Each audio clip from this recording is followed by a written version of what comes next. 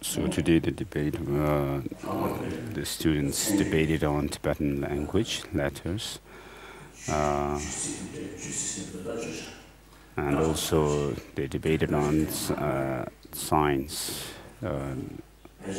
This is the first time, so this has not happened in Tibet itself. So we have been able to start this in exile. I would like to congratulate you and praise you for this.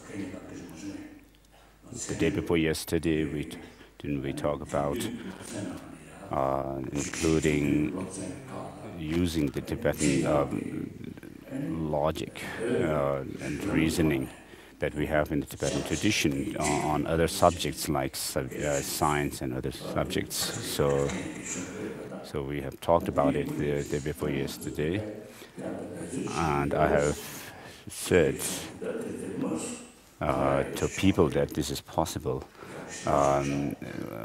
Yes. And we as Tibetans have started this time. It's very good. So as Tibetans, we have made a plan for negative. So since 5 years, we have started a project of translating science into Tibetan, so that Tibetans could study science in Tibetan language.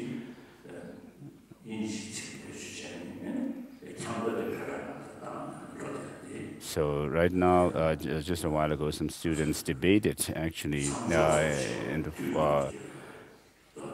mixing Tibetan and English when they were actually giving the definition and so forth, the relationship between different things. They were talking in English, but then the procedure of the debate was basically in Tibetan.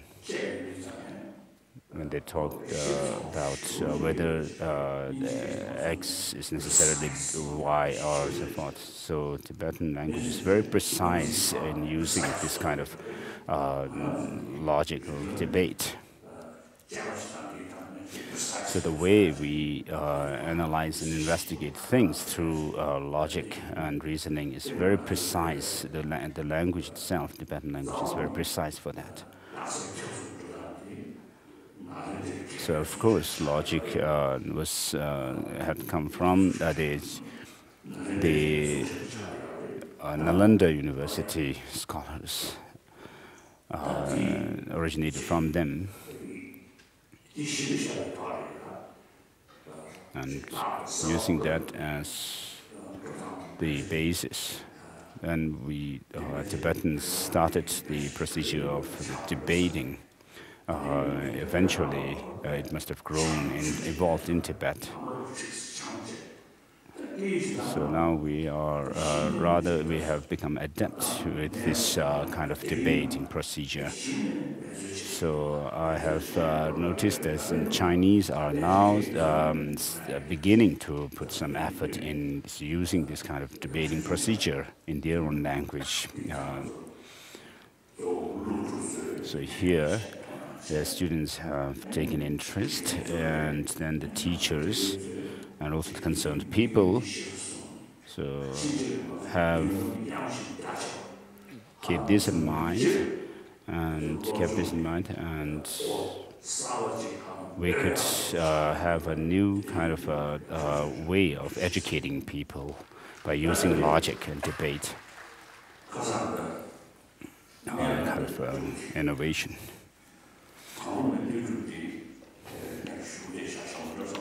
So I'll do the Manjushri blessing later.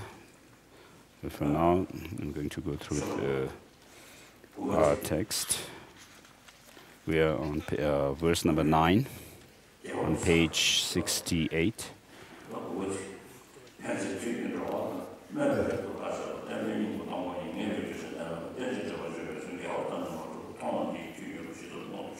to help heal sentient beings, or benefactor, you have taught the peerless reason to a certain emptiness, the heart of the teaching. This way of dependent origination, those who perceive it as contradictory or unestablished, how can they comprehend your system? So what these two verses say yes, the Buddha was totally dedicated for the well-being of other sentient beings, and how he helped the sentient beings is by overcoming their defilements in their minds, the negative emotions, and their residual or imprints. Now, in order to reach the Buddhahood, omniscient state, one has to understand emptiness, gain insight into emptiness, and this emptiness is also termed as the middle path at the basis level. So because things are dependently arisen, therefore there is nothing which is independently existing. So when you talk about things being merely conventionally designated, dependently designated, therefore it shows that things are not independently existent. Because things are designated by way of dependence, this helps to overcome the view of the extreme of nihilism. And on the other hand,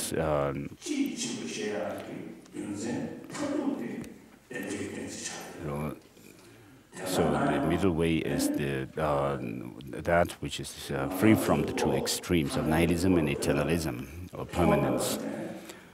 So we have been habituating, we have been accustomed with the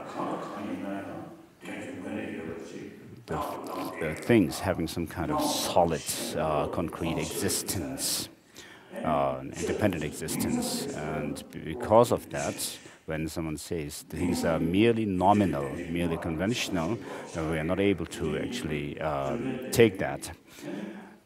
And therefore, when the Buddha says, uses the reasoning of dependent origination to prove that things have no intrinsic existence, as it says here, emptiness, the heart of the teaching of the heart of the teaching, this way of dependent origination. So we cling to the things having some kind of independent existence, some kind of solid, concrete existence from their side, objectively, because of our accustomation with this kind of way of looking at things. And today, in quantum physics, when people actually analyze the particles, and then they don't find anything to point to as this or that thing, and therefore the scientists say that there's nothing objectively there, and they get the idea that there is really nothing to pinpoint at. Now, the Prasangika Madhyamikas say that things, of course, do not have any intrinsic existence, but then they exist by way of conventional designation, merely by way of convention.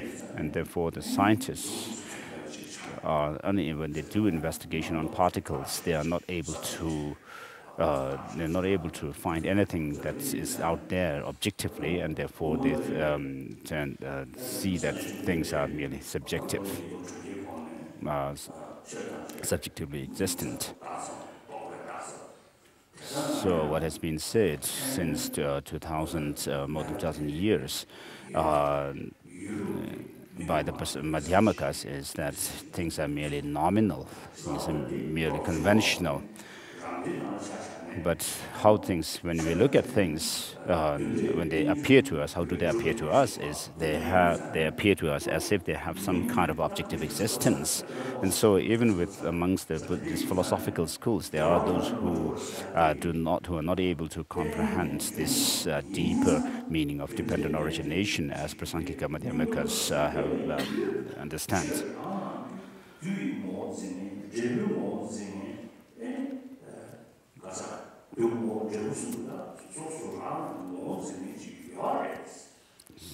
So, of course, things, there are causes and effects and also the identity of things.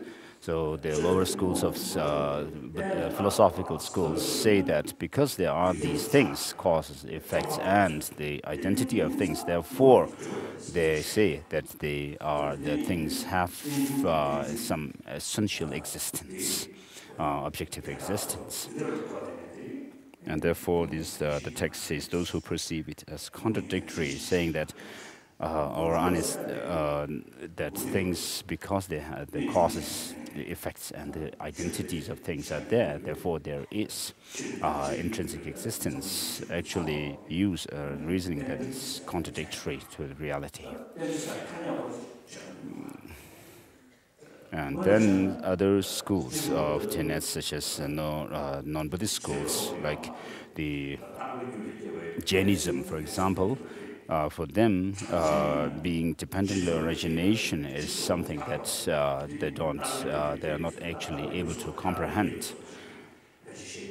They don't use the term. I don't know exactly how the Jains say this. So they seem to believe in causality, the dependence in terms of causality, but then still they say that there is an Atman or a soul which actually utilizes the things around them. So although the things do come from causes and conditions, but then the utilizer of the things, the Atman, is something which is permanent. So they are not able to get the full understanding of dependent origination as such. So they don't use the term the dependent arising.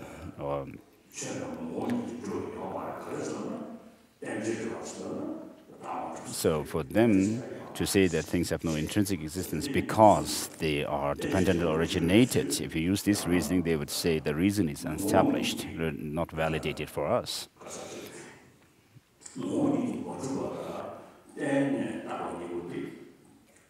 So being non-intrinsically existent and dependently originated are contradictory or contradictory for some, and for others that dependent origination is something that actually they don't accept. And therefore it says, as those who perceive it as contradictory or unestablished, how can they comprehend your system? Why? So for you, when one sees emptiness in terms of the meaning of dependent origination, then being devoid of intrinsic existence and possessing valid functions do not contradict. Whereas one who sees the opposite, since there can be no function in emptiness, nor emptiness in what has functions, one falls into the dreadful abyss you remain. Therefore, in your teaching, seeing dependent origination is hailed, that too not as an utter non-existence, nor as an intrinsic existence. The non-contingent is like the sky flower. Hence, there is nothing that is not dependent. If things exist through their own essence, their dependence on cause and conditions for their existence is contradictory. So, as long as something is dependent on others, it cannot be self-sufficient. When you have something which is not dependent, then you can say that is rather self-sufficient. We usually talk about such things in our life also. Or this person is not able to support himself or herself, or this thing is not able to support or sustain itself without depending on others, because they depend on others. So in effect, if an effect were to exist from its own side, objectively, what can the cause do to it? How can the cause help it?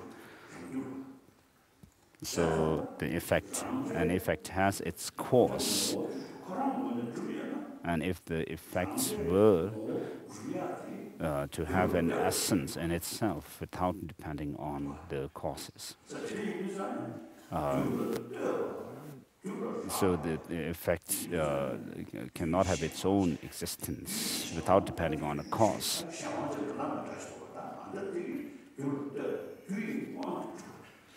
So an effect arises because of a cause, and so due to a cause, an effect arises. So that shows that an effect arises in dependence on another thing, and therefore it's contingent upon that thing, and therefore it cannot be independently existing. So things should either be dependent on other factors or non-dependent or independent. There is no third alternative. So these two, being dependent and independent, are mutually exclusive. So in another case, we can talk about the relationship between the human being and a horse. Of course, because they are not mutually exclusive, we can have a third alternative that we can point to as neither being the horse nor being the human.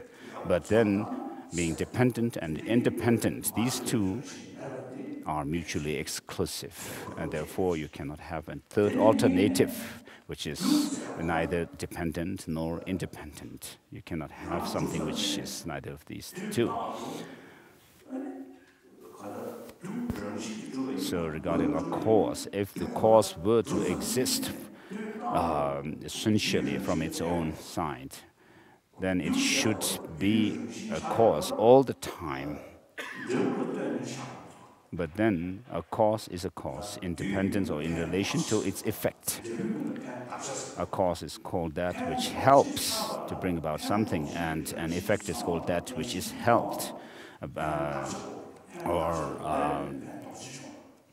Therefore, these two, something that helps and something that is helped, the helped and the helper, are mutually dependent on each other.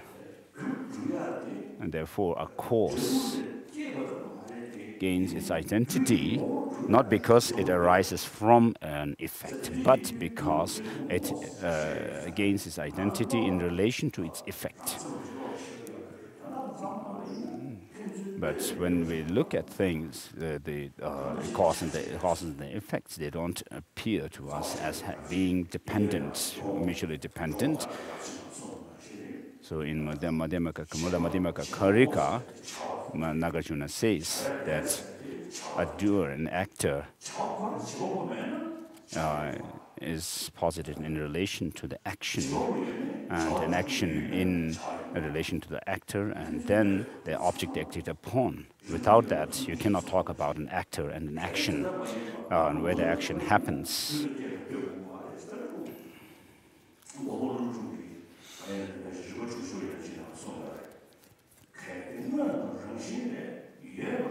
Nagarjuna says that if things were to have intrinsically existent, and they are not then they would be not dependent on causes and conditions. So Nagarjuna says, other philosophical followers of other philosophical schools, that because things have some identity of their own, therefore they have essential existence. They exist objectively. And so to this, Nagarjuna responds that if they were to have any intrinsic existence, then they cannot depend on others. But you can see in the world that things depend on causes and conditions. So if things were to have intrinsic existence, they cannot be dependent on causes and conditions. Therefore, in your teaching, seeing dependent origination is hailed that too, not utter. Verse number 15.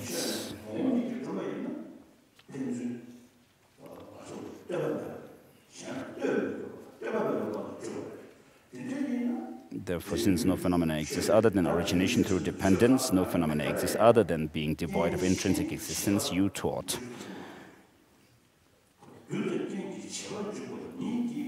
So, as long as something is affected through causes and conditions, and the causes can act on it, then it cannot be intrinsically existent, independently existent.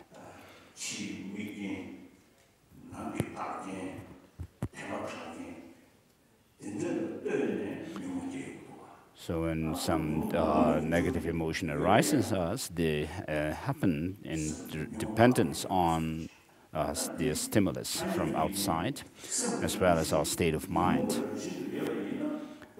So if our mind as such were to be in the nature of delusion or these afflictive emotions, then we could always have anger all the time.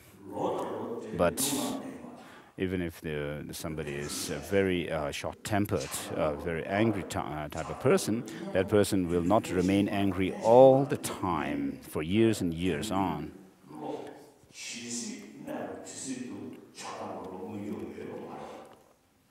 So long as somebody lives, he or she is not always overcome with anger or attachment all the time, but these emotions arise in dependence on causes and conditions. And so, because intrinsic nature cannot be negated, if phenomena possess some intrinsic nature, nirvana would become impossible and elaborations could not be seized, you taught. Therefore, you who could challenge you, you who proclaim with lion's roar in the assembly of learned ones repeatedly that everything is utterly free of intrinsic nature, that there is no intrinsic existence at all, and that all functions as this arising independent on that, what need is there to say that these two converge without conflict?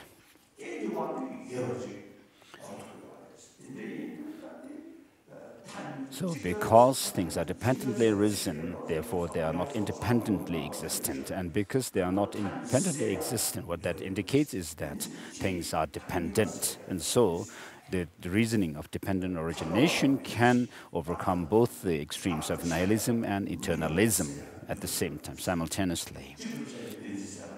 Whereas other reasons that are used to prove emptiness, such as the lack of many and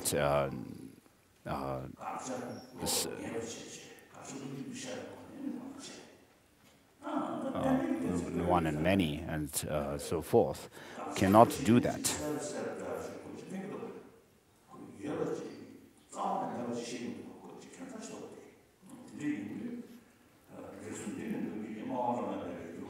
And it is through the reason of dependent origination that one does not lean towards an extreme. That you have declared this excellently is the reason, O Savior, of your being an unexcelled speaker. All of this is devoid of essence, and from this arises that effect. These two certainties complement each other with no contradiction at all. So Rinpoche Lama Tsongkhapa says that so maybe for some it may be difficult to posit the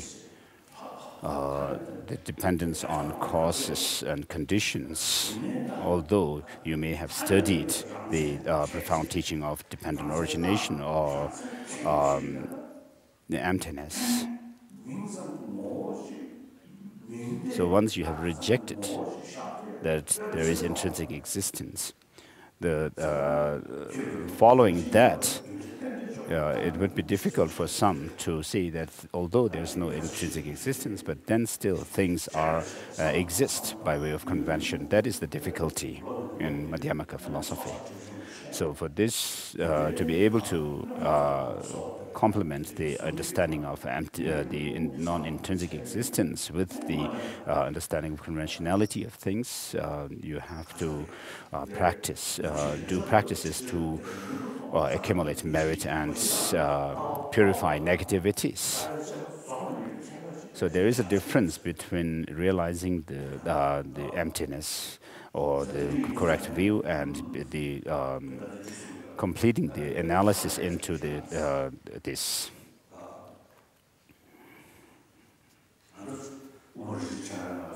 In Nagarjuna's garland of a precious garland, form is mere name, space is mere name. And when there is no elements, the basic element, how can they be seen? So things that come through causes and conditions, and also everything that is also designated by our language and conception, everything.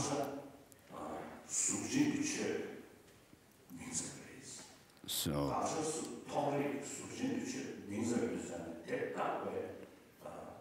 the obstructive things like form and so forth are mere name, nominal, and also the space which is posited by way of negating the obstructiveness is mere name, and the name itself. If the thing which is named by certain names, such as space and so forth, is merely in name, then the name itself should be mere name. So sometimes we get the idea that when we say, well, things are merely nominal, merely labeled, then the label itself seems to have some kind of a force or power over the things, the objects that it is applied to. So, but then, since the object itself is merely nominal and conventional, therefore the name itself must also be merely nominal. And so in one of Ansabhat's writings, he says,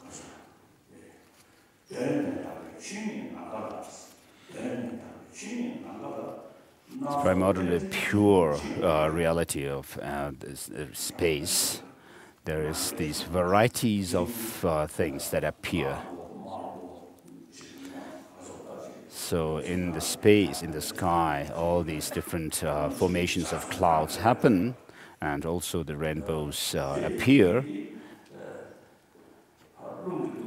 But when the wind blows, these dissipate into the space. They appear in the space and they dissipate into the space. So the space of reality, which is primarily pure, all these varieties appear. But when this reasoning mind blows on them, then all these conceptions disappear or dissolve. 93.5.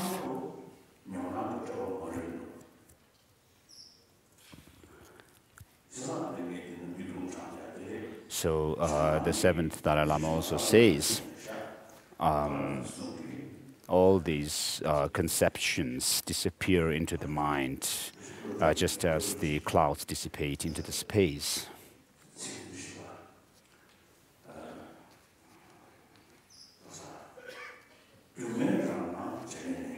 In the Chonang tradition, there is this verse.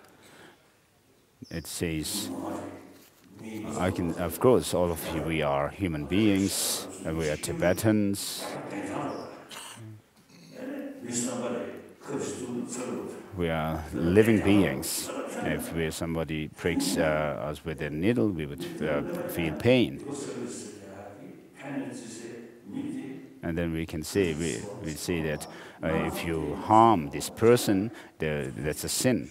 But then if you were to look at the person, where the person is, within the body and the mind, what appears to us, you will not be able to pinpoint at anything as being that person. But then there is the appearance of a person, the objective, which appears to have some objective existence. But when you do some analysis, then you will not be able to find it. And so the first line says that there is this, the appearance of illusion-like. There's a bare appearance of the illusion-like things.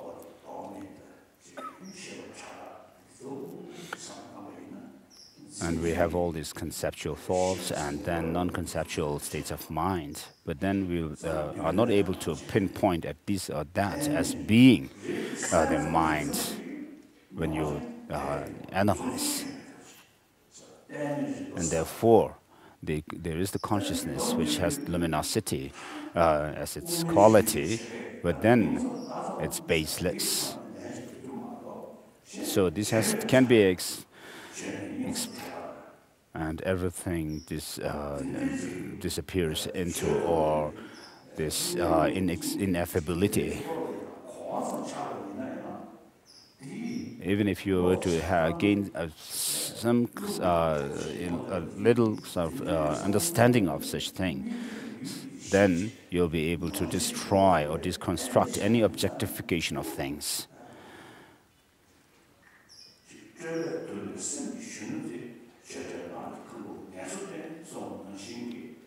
So this youth who is overcome with fatigue rests in the ineffability of the forest of ineffability.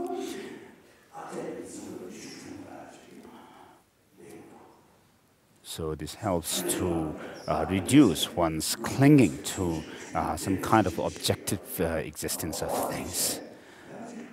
So there are a difference in the usage of terminology amongst the Tibetan Buddhist traditions. So in the Gagyu tradition, you have the Mahamudra tradition, and in Nyingma, you have the Gathak and primordial purity and texture, the breaking through practices. And then in the Sakya, you have the three continuum, continua, and so forth. So all these boil down to the same point.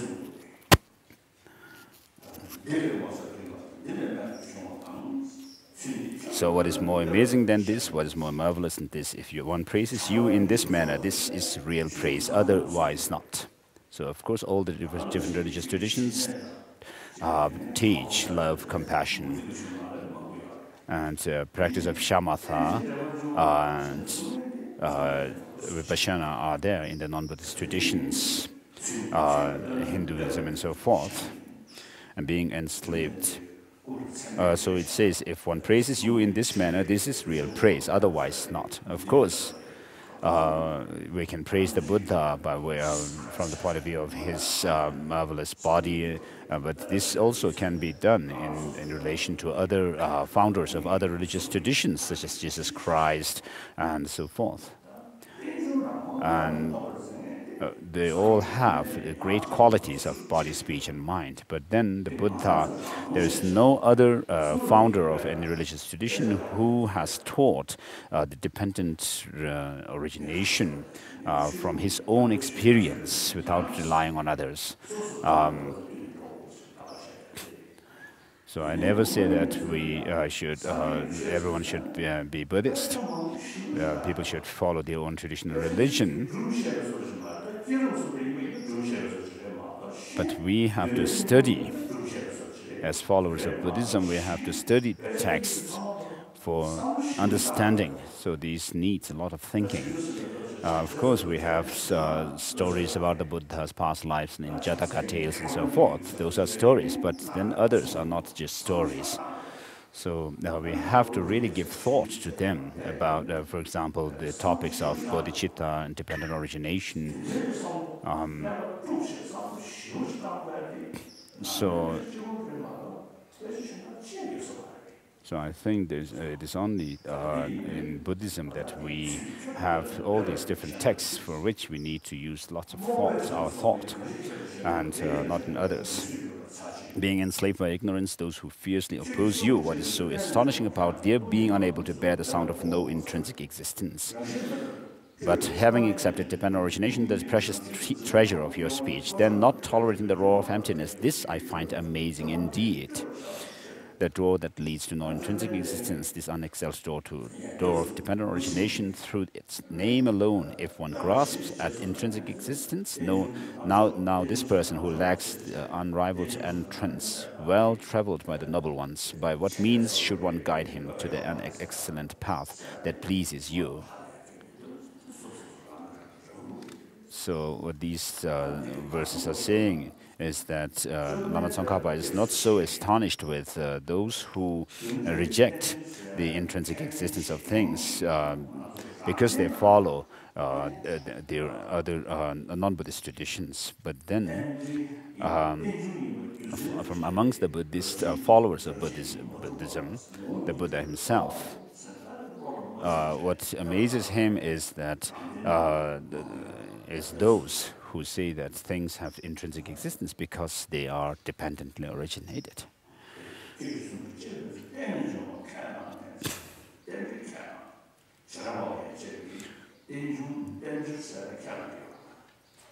So Vaibhashikas accept dependent origination, but then what is said in the second turning of the wheel of Dharma, with the teachings on, which says that there's nothing intrinsically existent, they can't accept that. So I think there may be people who say that, oh, the Mahayana Perfection of Wisdom Sutras actually talk about nihilism, teach nihilistic views.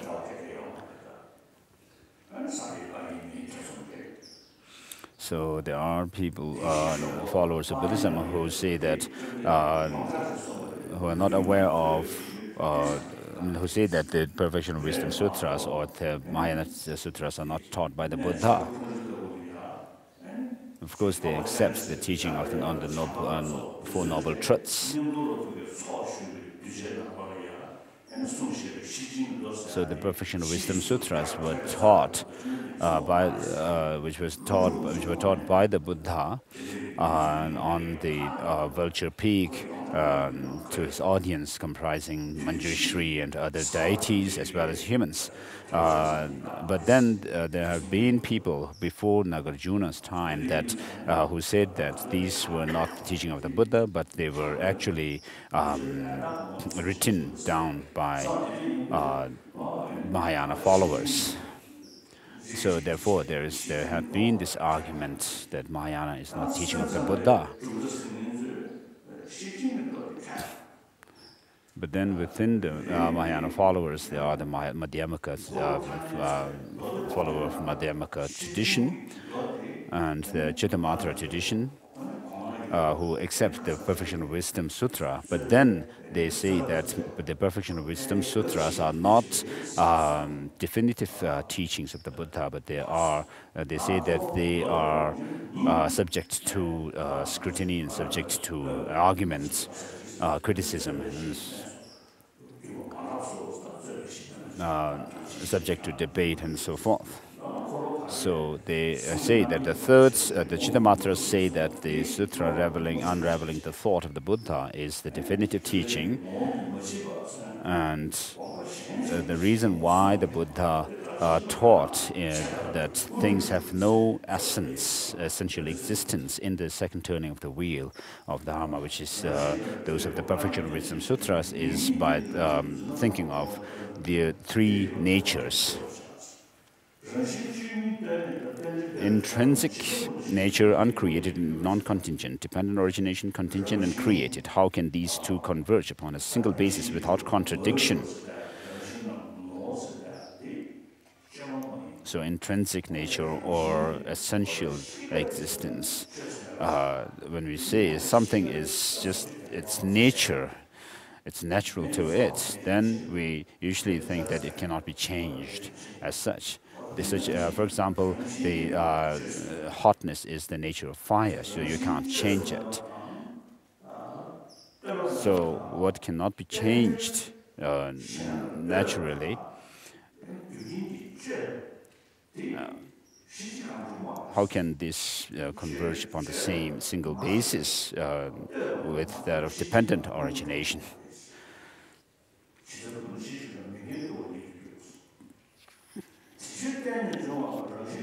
Therefore, whatever originates dependently, though primordially free of intrinsic existence, appears as if it does possess intrinsic existence. So you taught all this to be illusion-like. So I'm sitting on this throne, the Bhikshu Tenzin Gyatso, facing you. I'm a human being. It's true that I'm a human being. But then, if you were to check where this Bhikshu Tenzin Gyatso is, just as I talked about you earlier, you will not be able to pinpoint at anything as being me. So when you don't do any kind of an analysis, how the I exist, what is me, and all this, you can still see me just conventionally. Through this very fact, I understand well the statement that to what you have taught, those opponents who challenge you cannot find faults that accord with reason. So if the Buddha had only said that things cannot be found under analysis, just that, then perhaps there could be logical arguments which can challenge his. But then he says that things have no intrinsic existence as well. Why is this so? Because by declaring these, chances for reification and denigration towards things seen and unseen are made most remote. Through this very path of dependent origination, then rationally, for the rationale for your speech being peerless, convictions arise in me also that your other words are valid too.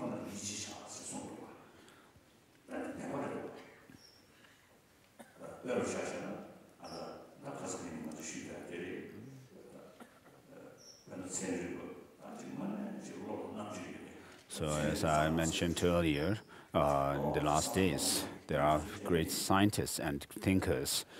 Some of my friends even say this. In the Western countries, for thousands of years, people have believed in a theistic God, created God. But then, these days, people are actually beginning to question the Creator God.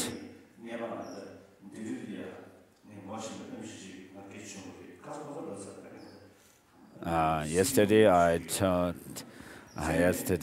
have told the students this story. Right now, I'm telling this story to you, Tibetan Kalun Tipa, Dr. Losang Sengye. I've met one Indian doctor. He said that, who told me that the God has created this world and all the creatures in it. And amongst the humans who are created by him, there are so many bad people. Why did God create all these bad people? And so I know him very well.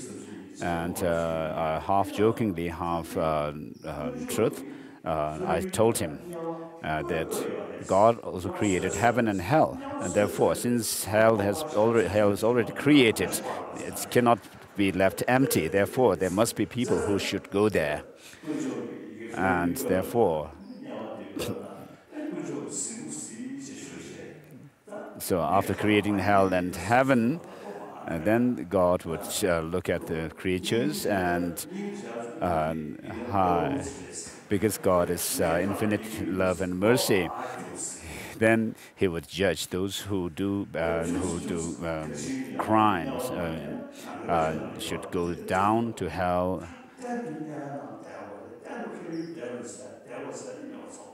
But then the idea of eternity, once you go to hell, is quite problematic. And also, with regard to being in heaven eternally, is quite problematic.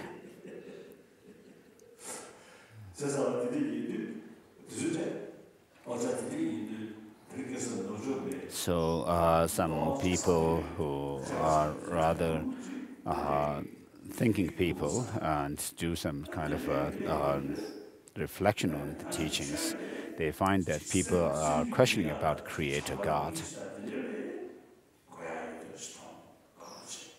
But then they also find that the practice of love and compassion, kindness, are something that we need. But then they can't actually take the saying that we should love creatures because they are creations of the same God. That this is not a sufficient reason for them. And therefore, they try to taste the different traditions. And having done that, having experimented different traditions, then they find that Buddhism has so many reasonings to prove. And especially Buddha himself has said that his followers should not follow him out of their devotion to him, but they should actually examine his teachings. And if they find his teaching to corroborate their reasoning and their own experience, then they should actually accept it. So this people find really appealing.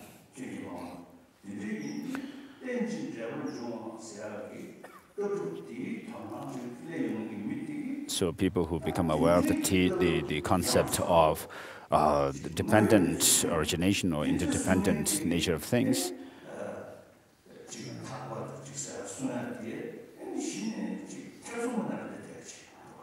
you also will be able to find that you cannot say that such a person who has taught dependent origination also has taught the attainments of liberation, nominations, and so forth. When you check into the reasoning of dependent origination, you will not be able to reject the possibility of nirvana and so forth. And therefore, also the explanation of mind in emotions in Buddhism actually appeal to many people. Especially, I have many friends, scientist friends, who are not religious as such, but then they have interest in Buddhism. Einstein also had interest or was appealed. Buddhism had appealed to him. And many scholars in the West also find some appeal in Buddhism. So they doubt about the other religious traditions, but then they find it interesting, Buddhism interesting.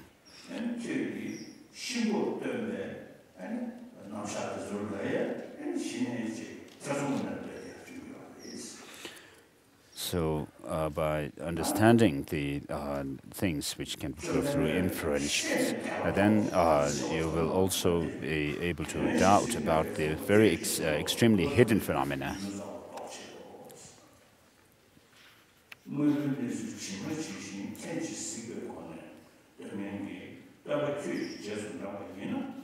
So following the Buddha, who has given the teaching from his own experience by seeing and experiencing them himself, then one will be able to overcome one's ignorance, which is the source of all troubles and problems.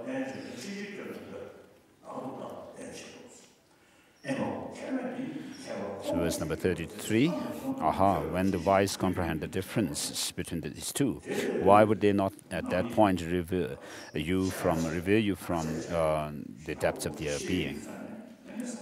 So when you understand the teaching of the Buddha by analyzing it, examining it, let alone your numerous teachings, even in the meaning of a small part, those who find ascertainment in a cursory way, this brings supreme bliss to them as well.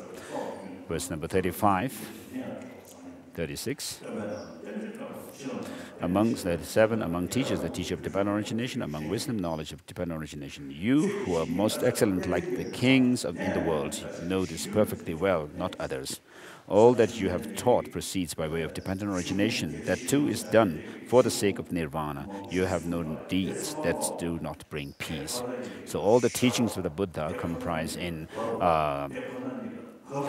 the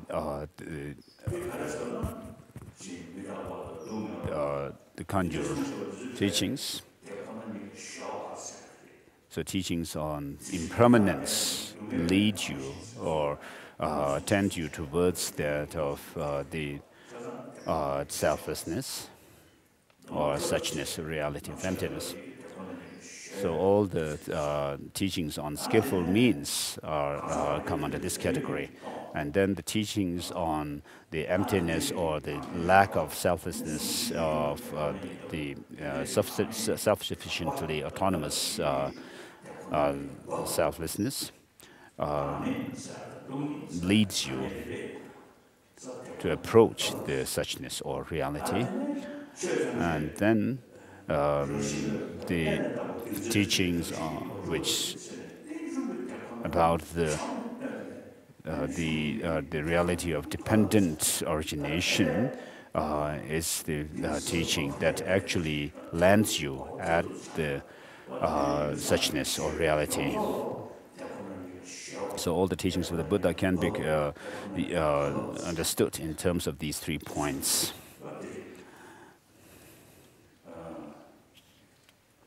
That they lead you to the suchness, that they let you approach it, and then actually landing you there. Alas, your teachings in whosoever's ears it falls, they at all attain peace. So who would not be honored to uphold your teaching? Verse number 42 finished. 43. 44.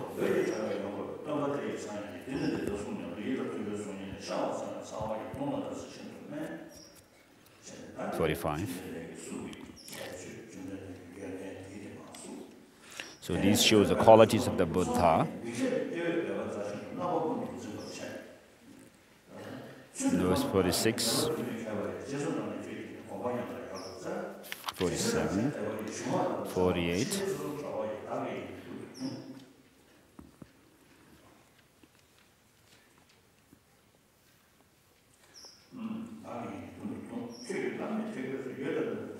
(49).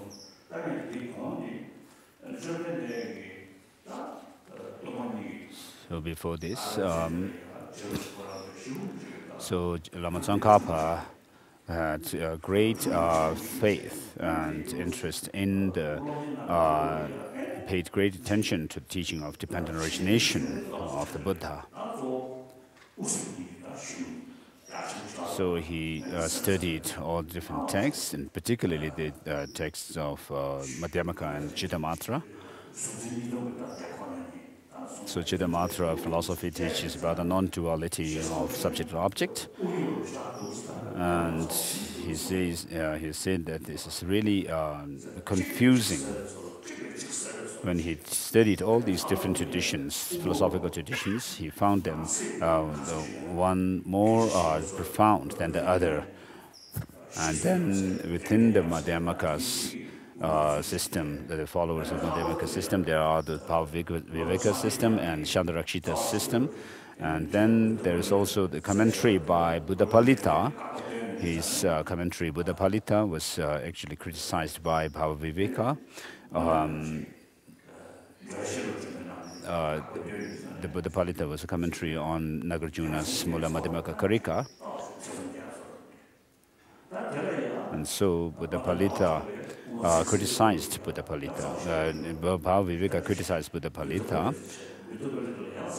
And then Bhava-viveka was in turn refuted by Chandrakirti.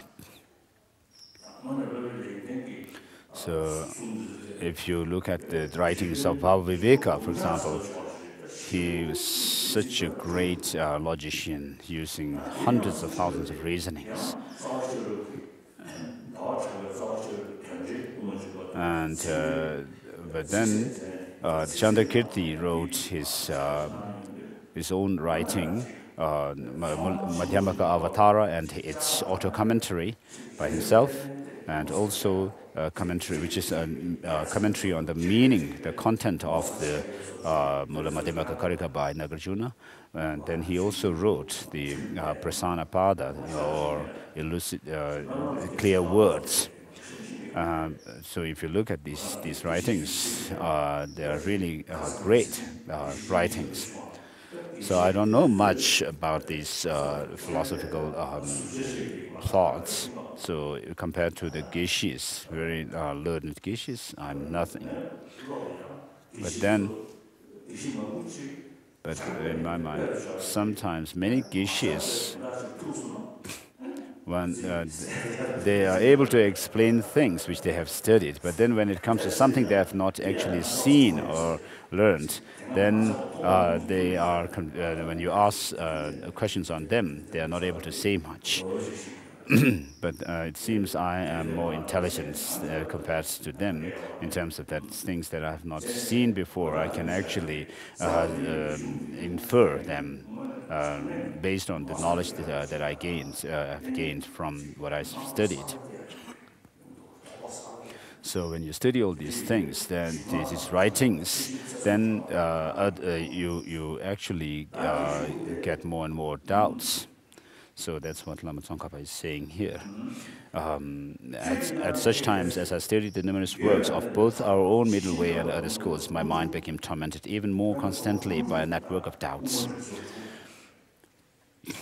So Nagarjuna, verse number 49 mentions Nagarjuna's treatises. So his treatises comprise those of the 6 texts on reasoning and others. And then his commentators and followers were like Buddhapalita, and then Buddhapalita was in fact followed by Chandrakirti. So Tsongkhapa is saying that night lily grove of Nagarjuna's treatises, Nagarjuna's whom you prophesied, you would unravel your an excellent vehicle as it is, shunning extremes of existence and non-existence, illuminated by the garland of white lights of Chandra, which means Chandrakirti, well-uttered insights. Chandra, whose stainless wisdom orb is full, who glides freely across scripture's space.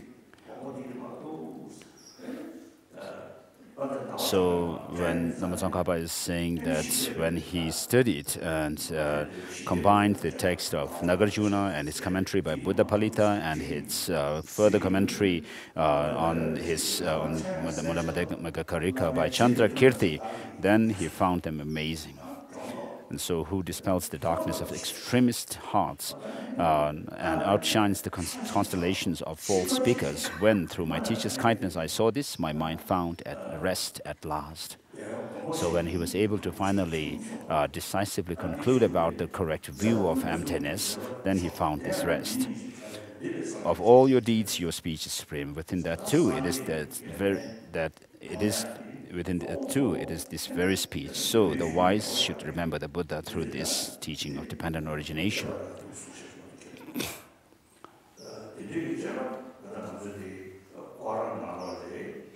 So, of course, in the Tibetan, in Vinaya, monastic discipline, codes of monastic discipline, I mean, there are all these rules that were laid down by the Buddha. But this is also similarly found in even in Quran, the Islam's Quran. And then the teachings of scripture or discourse, which teach on the development of single-pointed concentration. I mean, single-pointed concentration is something which is also common, which is shared with the non-Buddhist tradition. But then our main teaching of the Buddha comes from the Abhidharma tradition. So Abhidharma, within Abhidharma, we have the higher and lower Abhidharma. I'm referring mostly to the higher Abhidharma.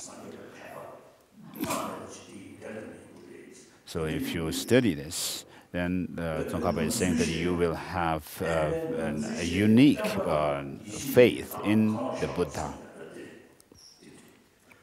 So by understanding the teaching of the Buddha, you will have deep faith, unflinching faith in the teacher himself. Following such a teacher and having become a renunciant, having studied the conqueror's words not too poorly, this monk who strives in the yogic practices, such is the depth of his reverence to the great seer. Since it is due to my teacher's kindness, I have met with the teaching of the unexcelled teacher.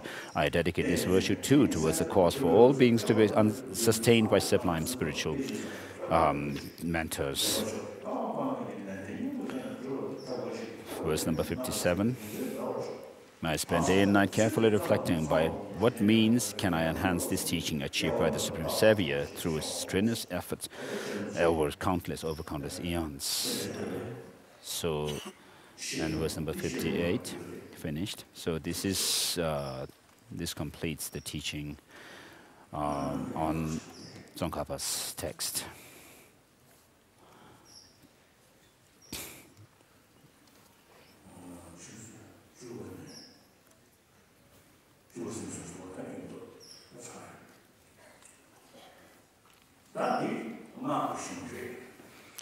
So next we are going to do Manjushri, the blessing of Manjushri, which is tantric teaching.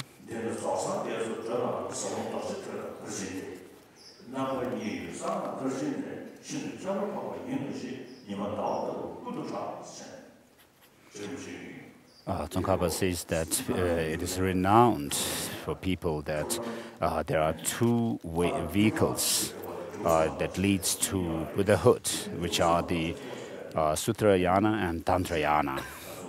And that the Tantrayana is said to have unique features to lead the followers to Buddhahood.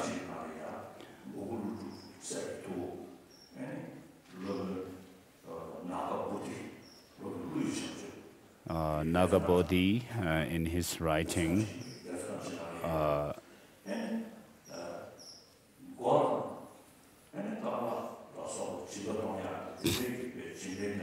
giving one's head and body, limbs and so forth, for over thousands of eons, such practices will not lead you to Buddhahood. Why? Because following the Sutrayana path and so forth, he says, because by doing these practices, one will not still be able to overcome what are known as the three visions. Three visions are those of the whitish appearance, reddish increase, and blackish near attainment. And these could also be labeled as, according to Samaja Tantra, the first empty, second empty, and third empty. So as long as you are not able to purify your mind of these three visions, you cannot have a state whereby you are totally absorbed in emptiness while being able to perform conventional activities. So long as you are not able to overcome these three visions, there is no way you can attain the omniscient state of mind. So in the praise to the intelligent one, Manjushri, there is this line which says,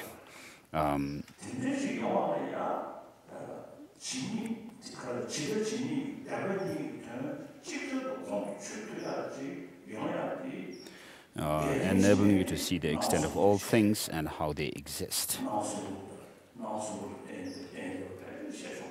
So all these conceptions that we have to do with the three visions. So long as we are not able to purify these three visions, then you will not reach Buddhahood. But by overcoming these three visions, there is no doubt that one will reach Buddhahood.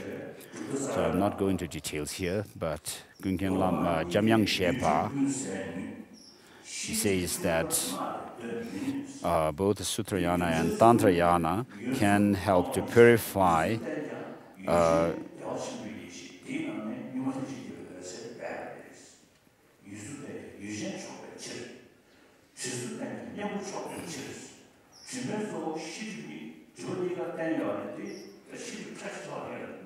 and he says that both Sutrayana and Tantrayana can help to overcome the cognitive obscuration, but then the subtlest form of defilement, cognitive obscuration, cannot be overcome merely through this Sutrayana path, but you have to rely on the Tantrayana path, because this, although both Tantra and Sutra teach the emptiness, the same emptiness, but then with regard to the subjective mind, the subtlest clear light mind is not taught in the Sutrayana, but only in Tantrayana.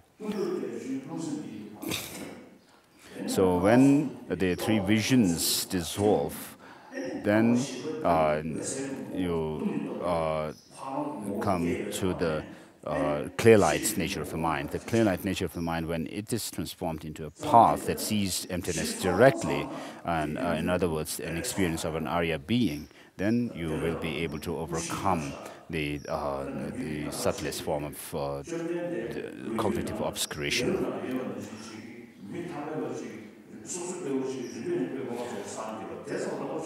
So if we were to say that the Buddha was just someone who lived, who was the historical person who was said to have accumulated so much merit, over three countless eons and so forth, but then after his death, some say that he is no more.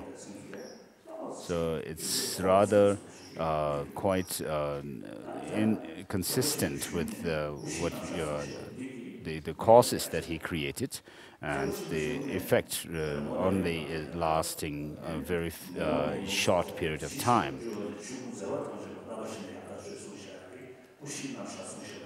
So in the Mahayana, there is a teaching on the four Buddha bodies. Four Buddha bodies of the Dhammakaya, Sambhogakaya, Nirmanakaya, and Wisdom Dharmakaya and Svabhavakaya, four bodies. So unless you can explain Buddhahood in terms of these four Buddha bodies, it's very difficult to explain how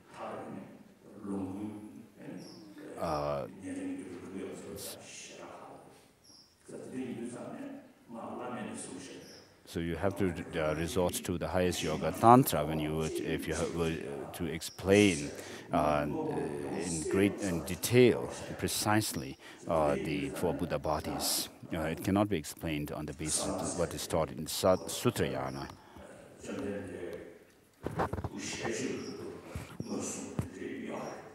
So with regard to Tantra, teachings on Tantra, there are teachings which the Buddha himself gave while he was alive, almost 2,600 years ago. But then there are other Tantric teachings which he gave after his historically passing away from this world, that have come in visions of realized masters.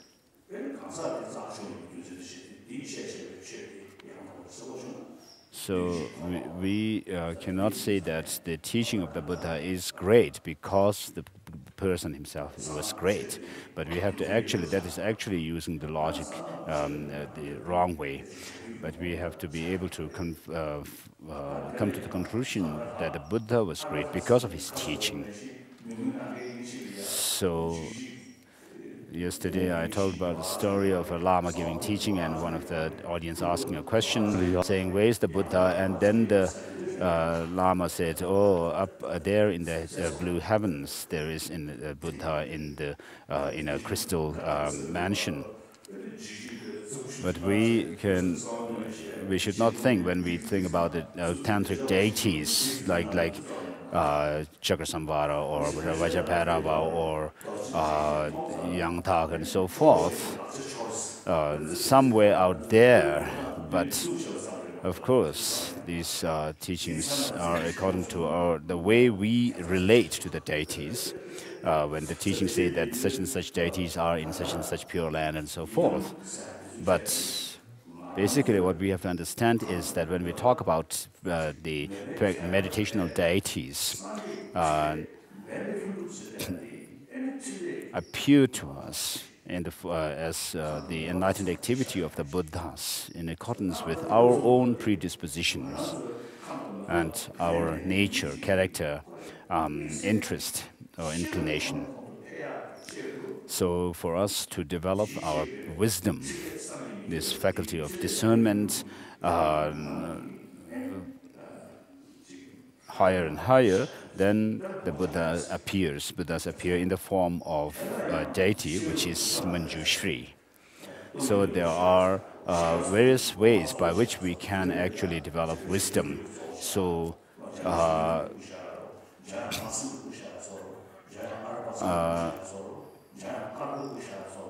according to our own objectives of developing wisdom, realizing emptiness, and so forth, we have the different forms of Manjushri as well. The orange Manjushri, white Manjushri, blue Manjushri, and so forth. So the appearance of different deities, Buddhas appearing in all these different forms,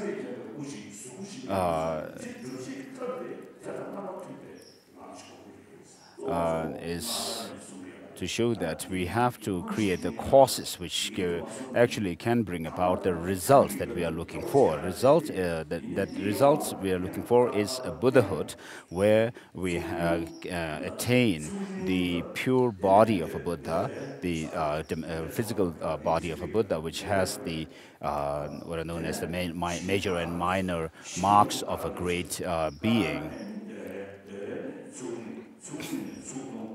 And we have to actually train ourselves in a step, such as just as we learn the scripts, letters, alphabets. So first you begin with by learning the letters, and then you started writing the alphabets. And in Tibetan, we have all these different forms of writing, Tsukring and Tsukmaikyuk and Tenkyuk and all these. So you have to train your hands to write all these. And similarly, in Tantra,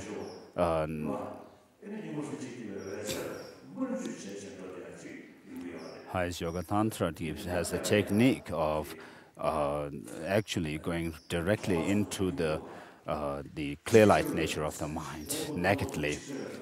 In Doha teachings, the spiritual songs teachings, there is mention of the teachings for those who can, for sudden enlightenment, and those who can reach enlightenment rather gradually.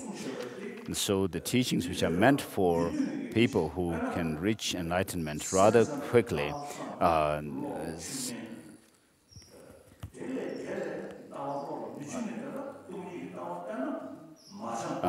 these teachings, if these teachings are given to people who need the gradual path, then there is fault ahead, because it cannot serve the purpose, but in fact we have negative effects. So the Buddha himself used skillful means when he gave teachings.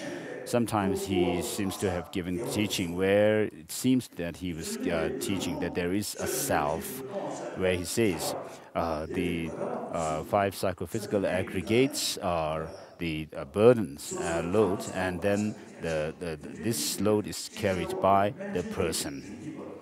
So a teaching which is meant for certain enlightenment can become a poison for those who need a gradual path. But then, for those who need sudden enlightenment or simultaneous enlightenment, if they were led through the gradual path, it may waste their time. So according to the different predispositions of the different deities, we have the different practitioners, we have the different deities. And so to develop wisdom, we have Manjushri. This is a praise of the perfection of wisdom, the mother of all Buddhas. I prostrate to the mother of all the Buddhas, which is ineffable, inexpressible, and inconceivable. Swaha. This is the mantra of Heart Sutra. This is a verse of salutation from Abhisamaya Alamkara by Maitreya. It's paying homage to the wisdoms of the Shravakas, Pratyeka Buddhas, and the Bodhisattvas and Buddhas. This is the salutation verses from Nagarjuna's Mula Madhyamaka Karika.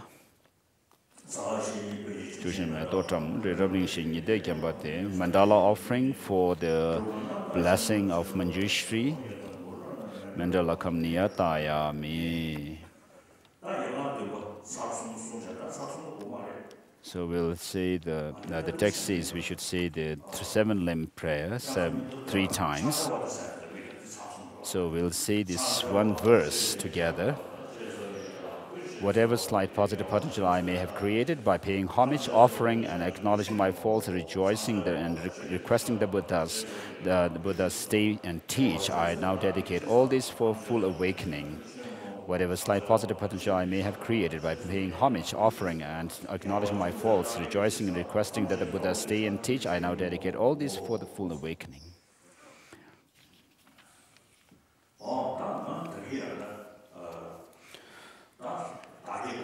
So earlier I did the self-generation, myself into the deity. So just as I have visualized, the Manjushri sitting on lotus and moon cushion, holding the double-edged sword in his right hand and holding the perfection of wisdom scripture on his left.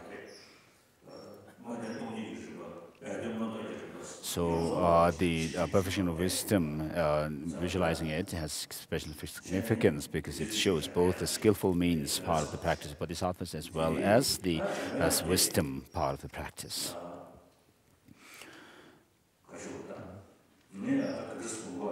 So how I have visualized myself as Manjushri is, first I meditate on emptiness, checking what's this I, where this I is.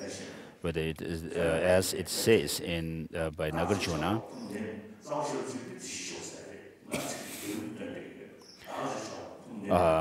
the Tathagata, in his text, Nagarjuna mentions Tathagata, but when I recite this, I usually refer to myself. So I am neither the aggregates nor separate from the aggregates. I'm not in the aggregates, and nor the aggregates are in me, and therefore, where am I? What am I? And so through this meditation on emptiness, for the purpose of this visualization and meditation, the ordinary perception and ordinary conception of myself are dissolved, and having done that from within the state of emptiness, then I arose myself, or visualize arising myself into Manjushri, as described earlier. And so at my heart, you imagine a wheel with 5 spokes.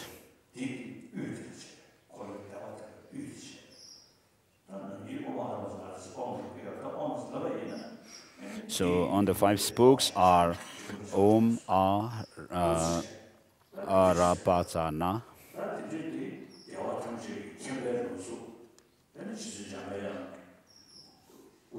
D in the center.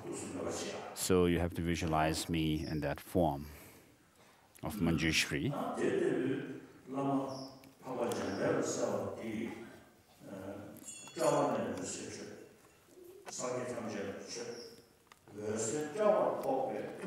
So from the forehead, from Manjushri, me as Manjushri, rays of light are emitted.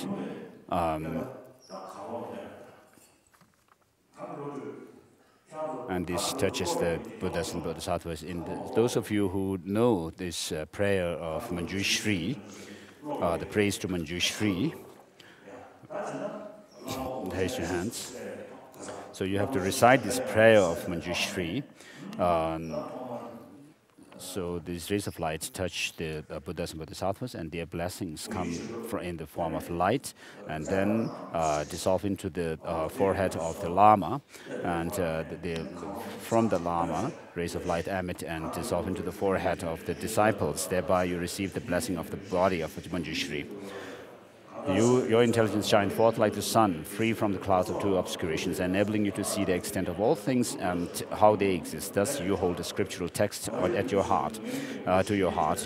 Your affection for all of us masses who wander, plagued with problems, groping in the darkness of ignorance, in the dungeon of our compulsive existence, is like that for your only child. Thus, your speech is melodious with speech, 60% and so forth.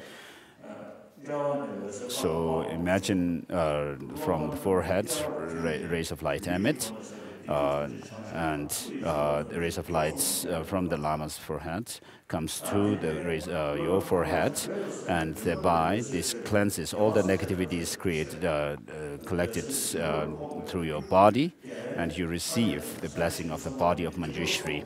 And the same visualization should be done with regard to the next level, which is the rays of light emitting from the throat of the master, going out into the space and drawing in the blessings of Buddhas in the form of light, and which dissolves at the throat of the Lama. And then rays of light again are emitted from the throat of the master, and in the form of Manjushri, and they touch your throat, and thereby your negativities of speech are cleansed, and such as negativities of lying and gossiping, idle gossip, and so forth are cleansed. And you make or say this prayer while making your requests for the blessing of the speech. And so its thunderous roar rouses us from the stupor of our disturbing emotions, frees us from the iron chains of our karma, dispels the gloom of our lack of awareness, and slashes our problems wherever they sprout. Thus you brandish a sword, pure from the core, from the beginning, and having traversed the 10 bhumis, your set of enlightened qualities is complete. Thus, as spiritual son of the triumphant ones, your body is bedecked with enlightenment adornments at 112. So please remove the darkness from my mind. O Manjushri, I bow down to you. So imagine that blessings come from the Guru's throat in the form of light and dissolve into your throat, thereby cleansing the negativities of your speech and blessing your speech. And again, the rays of light are emitted from the heart of the Guru, and they go out into the 10 directions, thereby touching the Buddhas and drawing forth the blessings of the mind or the heart of the Buddhas that come in the form of, from their heart, in the form of light, and dissolves into the heart of the Guru. So when you receive the blessing of Manjushri, it is said that the first blessing comes to your mind. So the sign that you are blessed, you have received the blessing of Manjushri, is that your intelligence grows more and more. So I have this experience. From my own experience, I have been reciting this prayer of Manjushri since my childhood. I didn't know, of course, I had no idea what Manjushri looked like, and I have no vision of Manjushri and so forth. But then I recite this mantra of Manjushri, Om Arabadzanade. So when I recited these syllables many times very quickly, it would seem that I was in a hurry to go to toilet.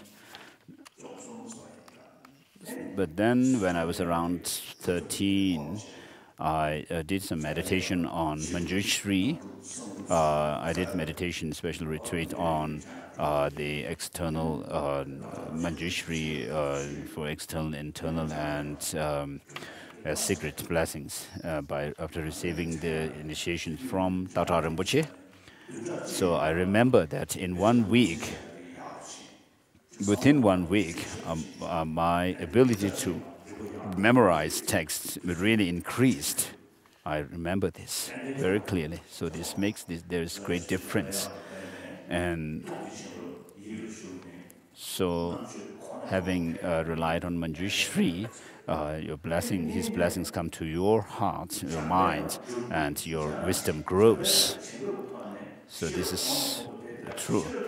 So the wisdom that you develop, having relied on that through the blessing of Manjushri, cannot be some kind of intelligence that some mavericks would have.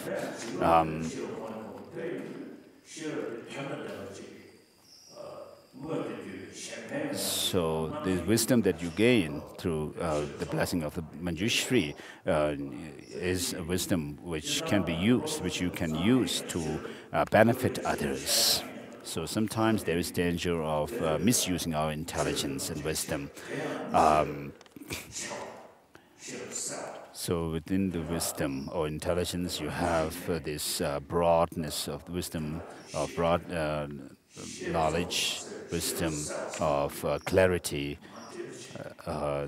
So clarity here means that you are not confused between the subtleties of things. When you debate, for example, you have to know the subtleties of what you want to say.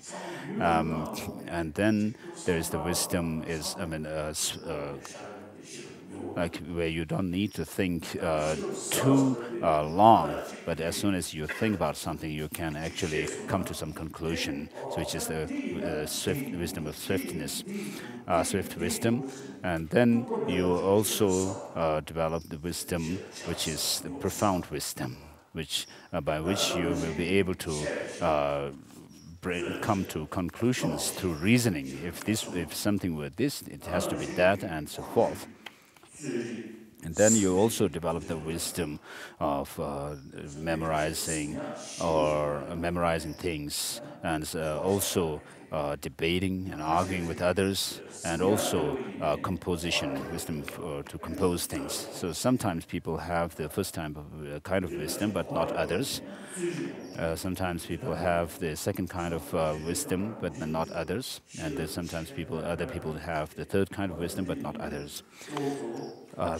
So, in other words, you are requesting the Manjushri to give you the blessing of wisdom. So let us say this prayer of Manjushri once again for the blessing of his mind.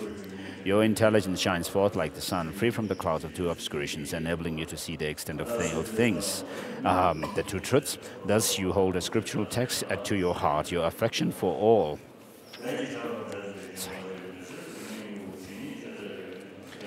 Your affection for all of us masses who wander, plagued with problems, groping in the darkness of ignorance, is in the dungeon of our compulsive existence, is like that of your only child, for your only child. Thus, your speech is melodious with 60 facets. So imagine that the rays of light from Manjushri, from the Guru's heart, come to you and dissolve into your heart, and by cleansing all the negativities created through your mind, and then you receive the blessing of his heart or mind. So the more blessing you receive from Manjushri, what should happen to you is that you have to develop altruistic attitude more and more.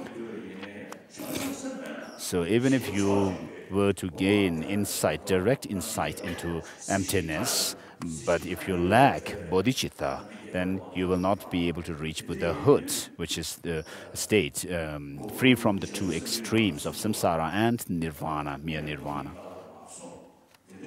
And Nagarjuna, in his Bodhicitta Vivarana, first goes through the teaching on emptiness, and then he touches on the Bodhicitta.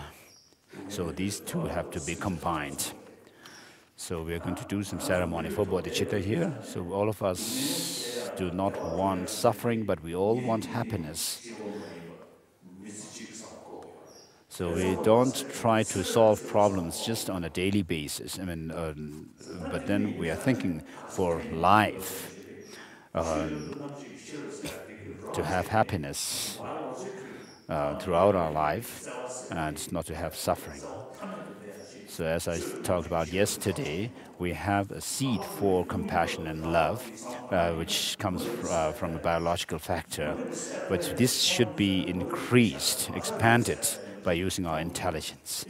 And by using our intelligence, we should be able to see the possibility of being able to overcome the delusions, the afflictive thoughts and emotions, as well as their imprint. And we all have the Buddha nature within us. So there's a possibility of reaching Buddhahood. Buddhahood for the benefit of all sentient beings. We are not talking about reaching enlightenment for the benefit of all sentient beings and leading all sentient beings to enlightenment today or tomorrow or within a short period of time. But we are actually talking about reaching that goal for ourselves and others over countless eons. So if you have such a determination to, if you cultivate this determination to work for the benefit of others, as the Tsongkhapa has said, with the help of bodhicitta, what you actually do is you are thinking only about the well-being of other sentient beings, but as a byproduct of it, you also benefit. You fulfill your goal. So if you reflect on these teachings on bodhicitta, which are taught in many different texts, such as the text of Mahayana Sutra Alamkara and Madhyamaka Hridaya by Bhaviveka and so forth. So with the help of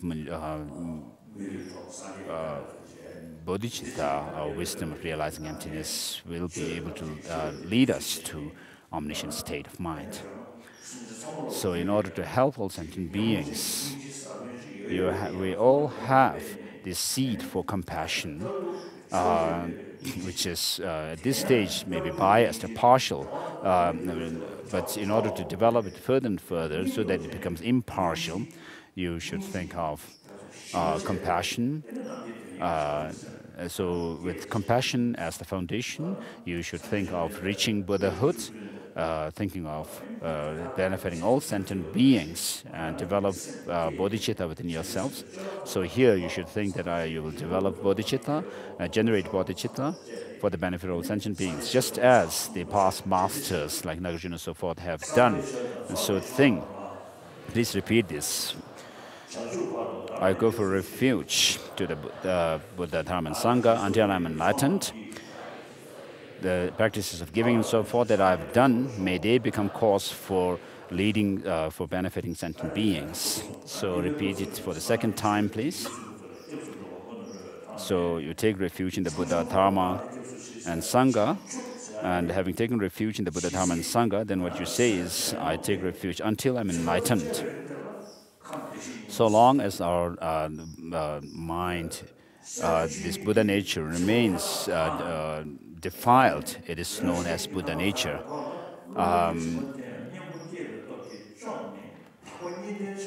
So when this mind or this suchness or the reality of the mind, the emptiness of the mind is freed from both the obscurations of negative emotions as well as the cognitive obscurations, then you reach the state where you have the two purities or in the state at the state of Buddhahood. So this is what we're talking about when you say until enlightenment. This refers. This is the reference when you say enlighten. Talk about enlightenment here. So to reach this.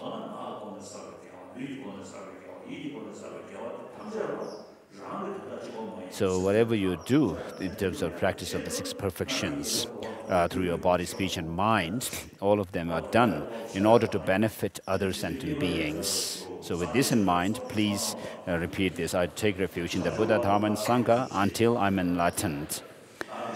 The practices of giving and so forth that I have done, may they become cause for Buddhahood to help sentient beings. So please repeat these lines for the third time. At the end of this third repetition, then you feel that you should feel convinced that you have the generated bodhicitta within yourself, just as the past masters like Nagarjuna and so forth have experienced them. And in order to reach enlightenment, with the help of this bodhicitta, I will also develop the understanding of selflessness, the gross form of selflessness as well as subtle form of selflessness. And so through these practices, may I reach Buddhahood, as Nagarjuna has said, through the collections of merit and wisdom, you reach the Buddha's physical dimension and Dharmakaya. I take refuge in the Buddha, Dharma, and Sangha until I'm enlightened. The practices of giving and so forth that I have done, may they become cause for me to become a Buddha, to help sentient beings. And Josemcho Rinpoche made the precious bodhicitta grow where it has not yet grown. Where it has grown, may it increase further and further. May the precious understanding of emptiness grow where it has not yet grown. Wherever it has grown, may it increase further and further. Today my life has borne fruit. I've gained this human life. I've become a Buddha's child.